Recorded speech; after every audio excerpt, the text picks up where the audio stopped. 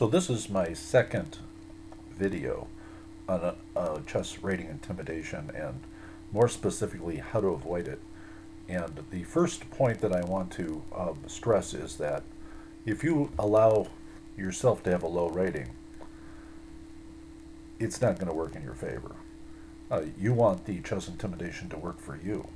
So you want to avoid having a low rating. Okay, so this is a little bit of a humorous point, and to underline it, what we're going to do is turn it over to one of my very favorite inspirational speakers for a few seconds.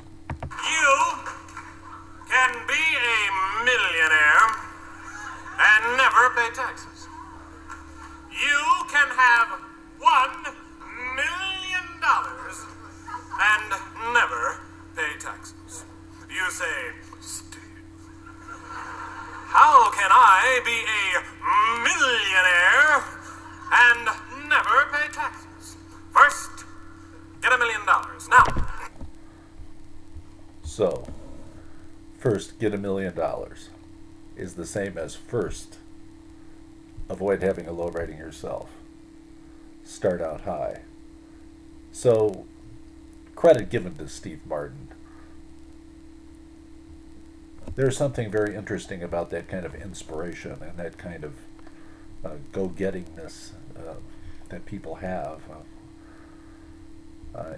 What's interesting to me about it is that during the first few times you play chess in tournaments, you have what's called a provisional rating. When you have a provisional rating, the numbers fluctuate greatly.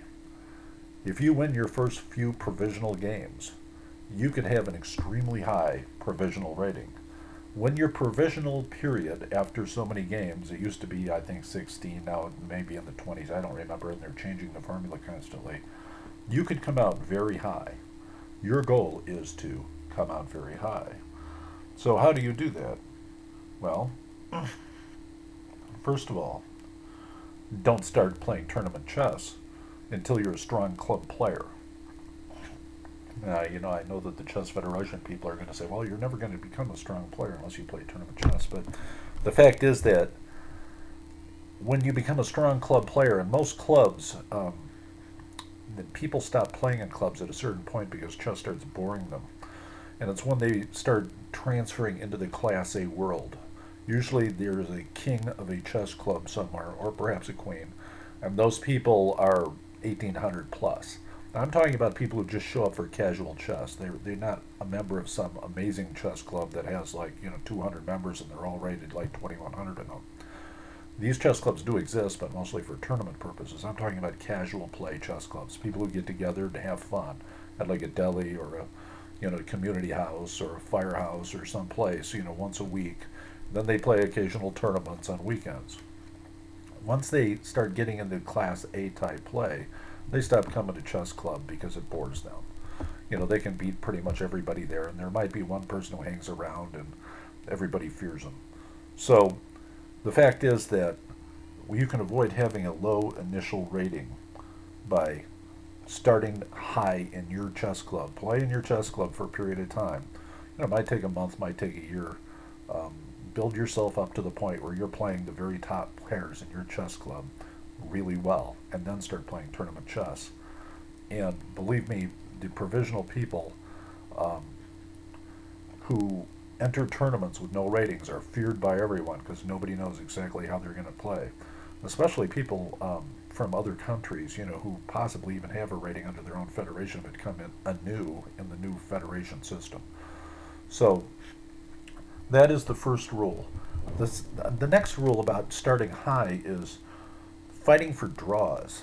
There's a technique that you can use to fight for draws and drawish positions against very strong players, because there's a penalty for strong players to draw extremely low-rated players and players just starting out.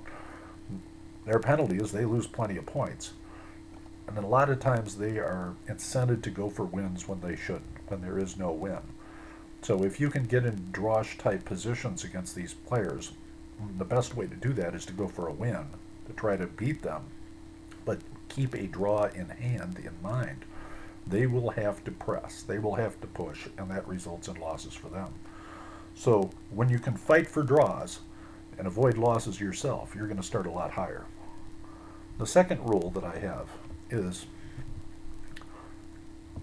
you will avoid chess rating intimidation the first time you crush a highly rated player. It's going to disappear. You're going to realize suddenly that, oh, you really are that good. And the first time it happened for me is when I crushed a very highly rated national junior champion. And in that same tournament, then I went and beat a couple other masters. So the fact is that when you get these people down and you start pressing and you're using everything that you know and can apply yourself with, rating intimidation is going to disappear. And you're no longer going to be afraid of anybody. You're going to be able to play them, you know, and if you do lose, you're going to almost look at it as an opportunity to improve your game because there's something that you're missing that you're going to be able to identify. So that's the second rule, is that you will find out that it's mental. And if you realize right now that it's mental, and after you crush that first highly rated player, it's going to go away, you can use that to your benefit now. And a third thing is that you can separate moves from persona. You know, you should not be looking at the other player with in awe, like, oh, look at this player, he's so amazing. It's like, this player has this high rating, and so how'd they get that way? And it's so incredible, there are even some little kids who have these incredibly high ratings, and I've had old men who've studied chess their whole lives just ask me, like on the side, how could that be? How is it possible? They're almost in denial that somebody could be rated so much higher than they are and so young. But the fact is that you don't have to be in awe of any of them. They're just playing moves. Moves are moves, separated from a persona. It could be a robot playing a move. It could be, I've played old masters who have lost it. Basically, they're not capable of calculating as well. And if you allow their persona to overtake you, you're questioning. Gee, this person's played all the greats, and they've had success here and there, and I better be very careful. You should be looking at what's wrong with their moves every time they make one. What is wrong? What can you do to exploit something they've done? At any given point, the greatest player can make a bad move. And it doesn't really matter what their persona is. It's the move that counts. So that's the end of my idea about avoiding chess intimidation, and credit goes to Steve Martin.